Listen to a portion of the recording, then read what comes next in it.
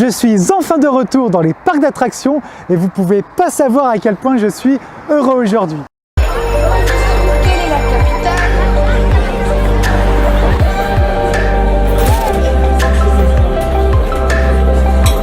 18 heures au soleil, avec Jean Castex et tous les copains, avec le maire et tous les amis, ça va être super, 18 heures au soleil.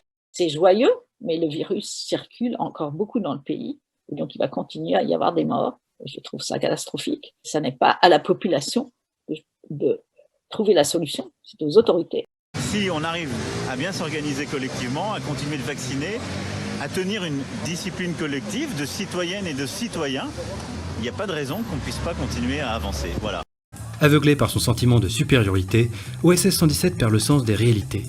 Même quand le combat est perdu d'avance, il se croit incapable d'échouer, ce qui rend ses gestes d'autant plus dérisoires. Évidemment, c'est un arc de bébé.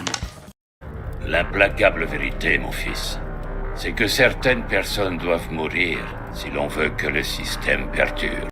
Et si tu le comprends pas, les CRS vont s'occuper de toi. T'es en démocratie, l'oublie pas, alors vote et tais-toi.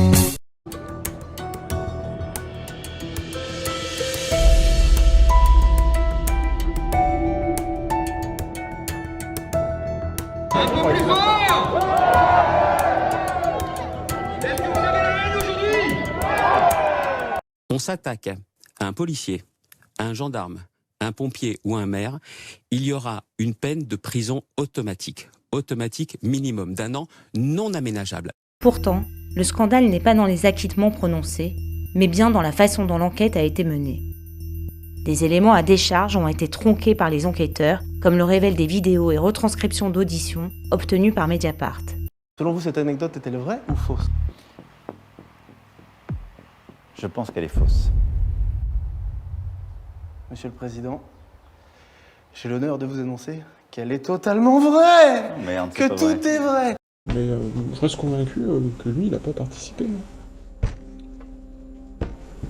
Ouais, mais me dire qu'il en sait pas trop... Non, ça par contre c'est faux. Faut lui arracher les verres du nez, c'est... Tu peux le rattacher au truc. Dylan sera bien rattaché à la procédure et poursuivi pour tentative de meurtre sur des policiers. Nous pensons, monsieur Bernalicis, que les policiers et les gendarmes sont les enfants du soldat de l'an 2. Et monsieur Mélenchon, oui, un policier fait un métier dur et il ne doit pas en changer. Quand un collègue va mourir, qu'est-ce qu'il va dire? Il va dire « Oh, on a encore frappé le pays !» Et ben voilà. Comme d'habitude, c'est toujours les mêmes paroles. Des paroles. Attention, monsieur le ministre, en vous faisant passer pour l'avatar de l'extrême droite, certains préféreront toujours l'original à la copie. La police, c'est le dernier rempart de la paix civile. Si le rempart cède, c'est la guerre civile. Moi, je suis là parce que pour moi, ceux qui s'en prennent à la police s'en prennent à l'État. Et ils s'en prennent à l'État pour s'en prendre à la France. Je me lève, il se lève, il m'attrape par le cou, il me dit « cette robe te va très bien » et il m'embrasse de force. C'était la surprise totale et immédiatement je me suis dit « mais qu'est-ce que j'ai fait ?» Parce que tout de suite on se dit pour qu'il se passe ça, j'ai dû faire quelque chose, mais non, je n'avais rien fait. Sa technique est rodée, il invite actrices, mannequins ou employés dans sa suite pour une réunion de travail, de préférence assez tôt le matin pour ne pas éveiller les soupçons.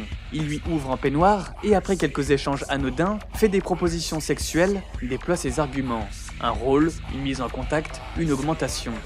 Quand elle refuse, ce qui est souvent le cas, il insiste et parfois se passe de son consentement et lui saute dessus.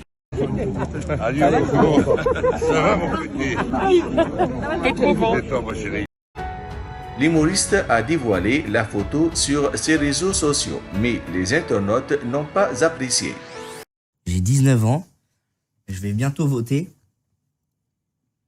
Je sais pas, je suis de quel bord politique, frère. J'avais pour Jean-Marie une certaine affection, une affection visiblement réciproque d'ailleurs, qui conduisit ce même Jean-Marie à mon domicile il y a de cela quelques mois. Faudrait que je commence à me renseigner parce que je pense que c'est important quand même. L'idée de former un duo ensemble, oui, le temps d'une saison, avait même été évoquée par téléphone quelque temps plus tôt. J'ai 67 ans et j'ai plus envie qu'on me casse les couilles avec des pseudo-photos. Allez faire chier les autres. Concernant le pass sanitaire, monsieur Bigard. Pardon ? Concernant le pass sanitaire, vous en pensez quoi ? C'est une honte nationale, je compare. Il faut absolument mettre un signe distinctif, exactement comme on l'a fait pour les Juifs à la Deuxième Guerre mondiale. J'en ai une pour vous, tant que je tiens des Juifs à table. Qu'est-ce qu'un Juif dans une forêt ? Qu'est-ce qu'un Juif dans une forêt ? Bah, tu connais toi les blagues. C'est un rabbin des bois. Rabbin des bois. Rapport au film. Oui, tout à fait.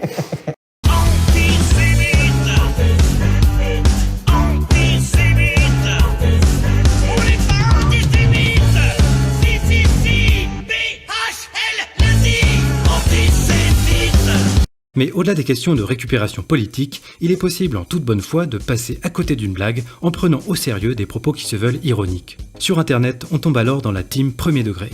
Le rabbin qui fait la prière pour les arbres et les sangliers. Ce serait pas. La prière pour beaucoup de choses. Oui, non mais si le rabbin est dans les bois, il fait la prière pour les arbres et les sangliers. Ce serait quand même assez cocasse. Vous imaginez le tableau? Victor, le rabbin des bois. Mais imaginez le sanglier juif. Ce serait un paradoxe puisque vous ne mangez. Vous ne... Je pense qu'on va passer à autre chose. D'accord. Toutefois, dans ce genre de cas, c'est bien souvent l'émetteur qui est fautif. Le second degré ne se laisse pas facilement manipuler, et à vouloir être trop subtil, on s'expose parfois au risque d'être mal compris.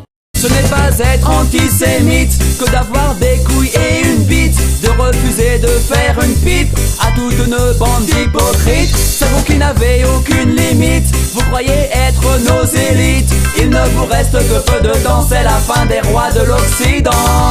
J'ai pas bien compris si c'était grossi exprès ou si c'était une astuce, mais... Bah, c'est du deuxième degré, hein. Ah, c'est pour ça.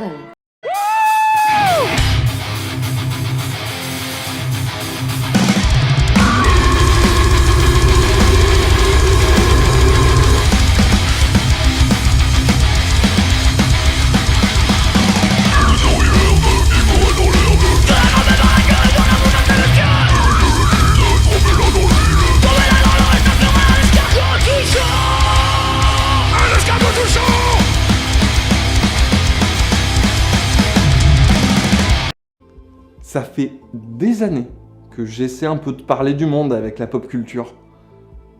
Mais je crois que j'ai jamais trouvé un exemple aussi parfait, aussi pur de l'état de nos sociétés. Du fond de médiocrité culturelle et politique que ces 40 dernières années nous ont fait toucher. L'Élysée! Est-ce que vous êtes là?